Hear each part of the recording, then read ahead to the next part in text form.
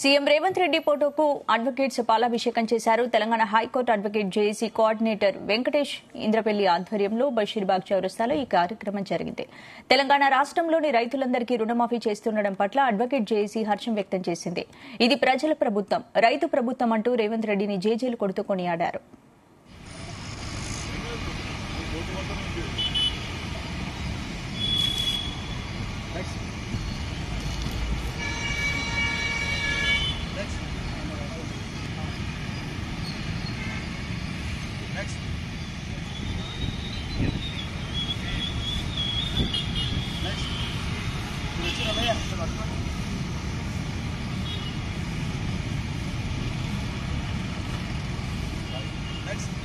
ముఖ్యమంత్రి రేవంత్ రెడ్డి గారి నాయకత్వం, ప్రజల మంత్రి రేవంత్ రెడ్డి గారి నాయకత్వం, కాంగ్రెస్ పార్టీ, కాంగ్రెస్ పార్టీ, రాహుల్ గాంధీ, రాహుల్ గాంధీ, సోనియా గాంధీ, రైతు బంధు రేవంత్ రెడ్డి గారి నాయకత్వం, రైతు బంధు రేవంత్ రెడ్డి గారి నాయకత్వం.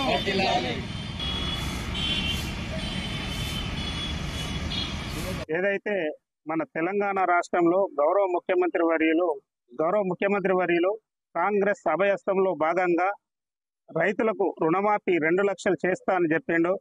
అదేవిధంగా ఈరోజు రైతులకు పండగగా రైతు భరోసా, రైతు బంధు, రైతు బీమా ఈ 3 కార్యక్రమాలతో రాష్ట్రంలో ఉన్నటువంటి రైతులందరికీ సుఖ సంతోషాలతో ఉండేటట్టుగా తను నిర్ణయం తీసుకొని, ముఖ్యమంత్రి గారు రైతు బిడ్డ కాబట్టి, రైతుల బాధ తెలిసినటువంటి వ్యక్తి కాబట్టి రైతు రుణం ఏకకాలంలో చేస్తే 15 తారీఖు లోపల, ఆగస్టు 15 తారీఖు లోపల 2 లక్షల రుణమాఫీ చేస్తాడు. అది ఈ రోజు నుంచే స్టార్ట్ అయింది. రైతులందరికీ ఈ రోజు నుంచే పండగ వాతావరణం నెలకొన్నది. ఏదైతే మన తెలంగాణ రాష్ట్రంలో గౌరవ ముఖ్యమంత్రి వర్యులు కాంగ్రెస్ అభయస్థంలో భాగంగా రైతులకు రుణమాఫీ 2 లక్షలు చేస్తా అని చెప్పిండు.